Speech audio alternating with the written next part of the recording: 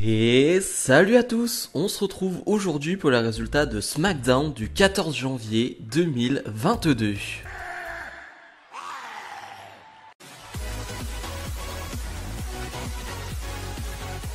Les Usos, donc les champions par équipe de SmackDown, sont sur le ring pour ouvrir ce show et les Usos vont nous parler de leur match de la semaine dernière, donc le Street Fight face au New Day, qu'ils ont remporté.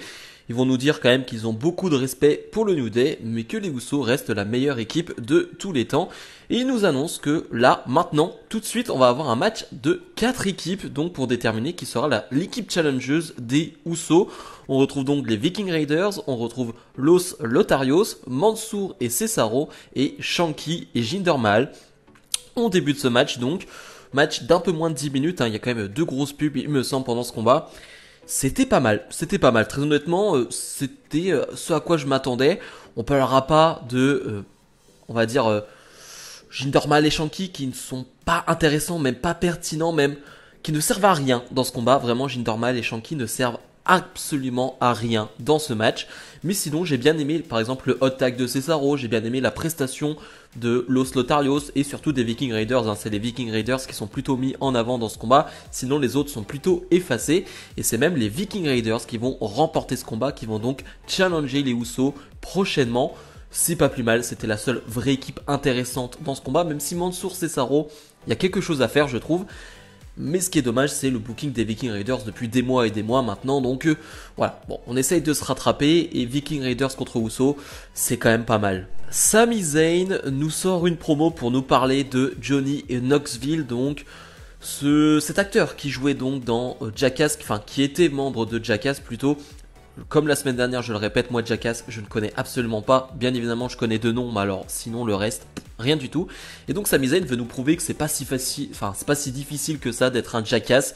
Donc il veut nous faire une sorte de figure, en tout cas une démonstration. Donc avec un caddie et une rampe. Finalement il va rien faire parce que il a un peu peur. Sami Zayn, hein, même avec un casque tout ça, il a un peu peur. Du coup il va rien faire. Et tout ça pour finalement se faire attaquer par Shinsuke Nakamura et Rick Boogs. Rick Boogs qui a totalement changé de style, il s'est coupé les cheveux. Je sais pas vous, mais moi j'ai vraiment l'impression de voir un catcheur des années 80-90. Pourquoi pas, j'ai envie de dire, mais c'est vrai que j'ai cette impression vraiment qu'on change de période avec ce Rick Boogs là. Et on nous rappelle quand même que Sami Zayn est challenger numéro 1 au titre de Nakamura, donc au titre intercontinental. On l'avait oublié la semaine dernière, parce qu'il a perdu contre Rick Boogs. Bon, pourquoi pas, mais sinon l'histoire avec Johnny Knoxville, complètement, enfin clairement elle ne m'intéresse pas du tout. Soyons honnêtes, moi c'est pas quelque chose qui me chauffe énormément. Aliyah fait son premier match solo à SmackDown face à Natalya. Natalya qui a cette nouvelle gimmick entre guillemets, je sais pas si ça va vraiment durer très longtemps, mais voilà, parce qu'elle est dans le Guinness Book des records, parce que c'est la femme avec le plus de matchs, il me semble, chez WWE et peut-être en pay-per-view. Enfin bref, elle a pas mal de records, Natalya. Donc bravo à elle, tout simplement. Et finalement, là, Aliyah va battre un nouveau record. Elle va battre Natalya en 3 secondes, le match le plus rapide de l'histoire, je crois, ce qu'ils disent, il me semble. Bon, on aurait pu mieux faire ça parce que finalement, Aliyah va se faire attaquer. On va lui dire non, tu peux pas combattre. Et finalement, elle va dire si, je peux combattre. Bon, bref, on aurait pu mieux faire ça. Très honnêtement, on aurait pu mieux faire ça. On aurait pu donner un match de 4-5 minutes pour nous montrer les habilités d'Aliyah, tout simplement. Nous montrer de quoi elle est capable. Je suis pas sûr qu'avec ce type de victoire, ça lui serve sur le long terme. Donc voilà, là il y a eu un bon moment. Le public était content. C'est le plus... c'est le mieux. Je veux dire, c'est la meilleure des choses. Si le public est content, c'est ce qui compte le plus. Mais dans la durée, attention quand même. Michael Cole est sur le ring et il nous présente, il nous annonce que Lita est là, tout simplement, la Hall of Fameuse Lita. Alors, c'était pas vraiment une surprise, on nous l'avait annoncé quelques heures auparavant sur les réseaux sociaux. On le sait depuis maintenant plus d'une semaine que Lita sera dans le Royal Rumble. Et j'avais oublié à quel point j'adorais le thème d'entrée de Lita, c'est un de mes thèmes préférés de tous les temps. Vraiment, j'adore ce thème d'entrée. Je sais pas vous, mais moi, je kiffe ce thème d'entrée. Vraiment, c'est vraiment n'importe quoi ce thème d'entrée. Finalement, Lita va nous dire... j'ai tout fait moi, la WWE, j'ai fait les main events d'Euro, j'ai fait des pay-per-view, j'ai fait des gros matchs, des matchs en cage, des TLC, mais c'est vrai qu'être compétitive dans un Royal Rumble, j'ai pas pu le faire à mon époque, et j'avoue que c'est quelque chose que j'aimerais faire. Avant qu'elle aille plus loin, bien évidemment, Charlotte Flair, la championne de SmackDown, va arriver, il va lui dire, on s'en fiche en fait, tout simplement parce que c'est flashback SmackDown, c'est-à-dire on est dans un vieux SmackDown ou quoi? C'est quoi ce bordel? Elle va nous rappeler qu'en 2019 ou 2018, elle a affronté Trish Stratus qui, voilà, l'a supplié pour avoir un match de championnat et elle a accepté. Finalement, elle a fait un bon combat, Trish Stratus, mais elle a perdu. Et bah, ça sera la même au Royal Rumble. Voilà, Lita fera un bon combat sûrement, mais elle perdra face à la championne Charlotte Flair dans ce Royal Rumble. Finalement, Lita va en terminer en faisant son Twist of Fate. C'était cool. Franchement, je sais pas trop où ça veut aller. Je sais pas trop c'est quoi l'histoire qu'ils veulent raconter avec Lita.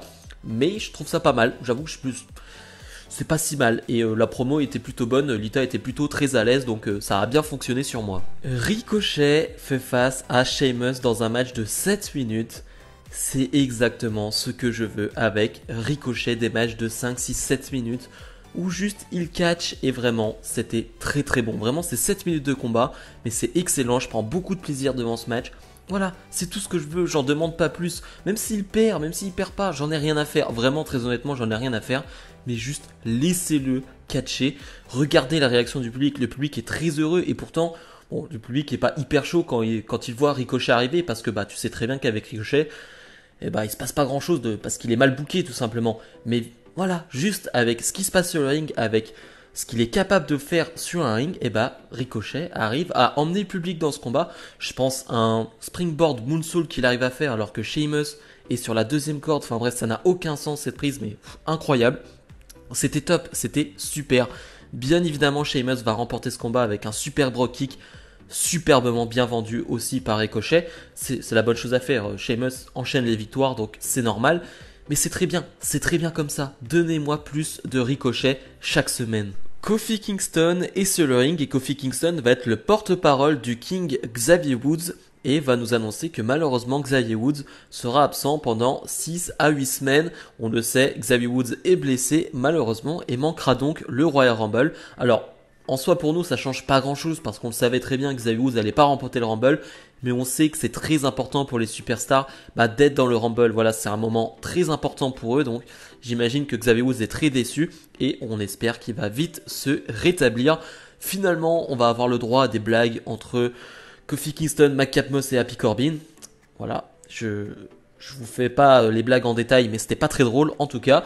On a Kofi Kingston face à Madcap Moss. Ça dure pas très longtemps, c'est 4-5 minutes, même pas, mais c'est plutôt fun, vraiment, dans ce qui se passe sur le ring, c'est plutôt fun, au moins on perd pas de temps, il y a de l'action directement, et très honnêtement, c'est pas si mal, avec finalement une victoire de Madcap Moss, avec décidément ce finish que je n'aime vraiment pas. Je trouve que vraiment ça matche pas avec le physique, la puissance de Madcap Moss. Ce finish, je trouve vraiment pas très bon. Le segment Main Event, Seth Rollins est confronté par le champion Universal Roman Reigns. Une promo qu'on attendait tous, bien évidemment, et une promo qui a tenu toutes ses promesses. C'était exceptionnel. Vraiment, la promo va pas durer très longtemps forcément et va pas y avoir beaucoup de mots échangés.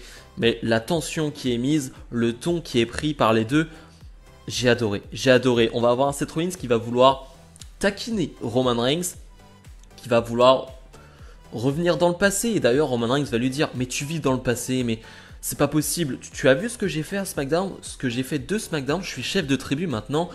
Je suis le head of the table. Voilà, arrête de parler du passé, tout ça. Ça ne compte plus pour moi. Moi, je m'en fiche totalement du passé. Et finalement, Rollins va lui dire: ouais, très bien le passé, mais finalement, sans la bloodline, sans le Shield, tu es qui, Roman Reigns? En fait, tu es personne sans eux. Tu as toujours eu besoin de quelqu'un pour être en haut, alors que moi, Seth Rollins, j'ai besoin de personne et j'ai besoin de personne pour être une méga star. Vraiment, voilà, toi, Roman Reigns, sans les autres, tu n'es personne. Roman Reigns, au début, il va le prendre à la rigolade. Il va lui dire: mais tu es un clown, Rollins. Voilà, tu es habillé comme un clown, tu te tiens comme un clown, tu agis comme un clown. Et finalement, Roman Reigns qui va plutôt le prendre personnellement à un moment donné, qui va dire une phrase vraiment incroyable. Il va dire: mais tu n'es même pas une méga star, tu n'es pas à mon niveau. Moi, je suis une méga star, je suis le meilleur catcheur de ma génération et peut-être même de tous les temps. Si j'avais voulu choisir une méga star à Raw, j'aurais choisi ta femme. Ça fait mal. Rollins qui va même dire en un contre un: tu le sais, à chaque fois qu'il y a eu un titre en jeu entre nous deux, j'ai toujours gagné. Donc c'est vrai que ça va beaucoup taquiner Roman Reigns, ça va beaucoup l'embêter, l'enquiquiner. Finalement, les Usos vont vouloir s'en prendre à Rollins, mais Rollins va réussir à l'esquiver et on va avoir juste une mini confrontation entre Reigns et Rollins. Juste, il va se mettre devant, en face à face, mais vraiment très proche, pour finalement s'en aller. J'ai bien aimé. C'était juste 2 secondes, mais j'ai bien aimé parce que finalement les Usos vont venir après. Mais voilà, c'était court, c'était intense, c'était exactement tout ce que je voulais. Bilan de ce SmackDown, j'ai adoré. Alors une nouvelle fois, il y a des choses qui me taquinent beaucoup, qui m'embêtent aussi beaucoup. Mais dans l'ensemble, on a eu des bons matchs. Je pense au match de Ricochet, je pense au match par équipe. Et surtout la promo main event, je veux dire, t'es obligé d'en parler, t'es obligé de la mettre au-dessus de tout parce que c'était une sacrée promo. Sacrée promo entre 2 méga stars et ça fait plaisir. Ça fait plaisir ce type de promo. On n'en a pas tout le temps des promos aussi intenses et aussi importantes. Mais quand tu les as, ouais, c'est quelque chose de très très lourd. Donc si je dois donner une note, je mets un 7, 7,5 sur 10. Bref, comme d'habitude, n'hésitez pas à mettre le petit pouce bleu, à vous abonner et nous on se retrouve dès la semaine prochaine pour d'autres vidéos. Salut, salut!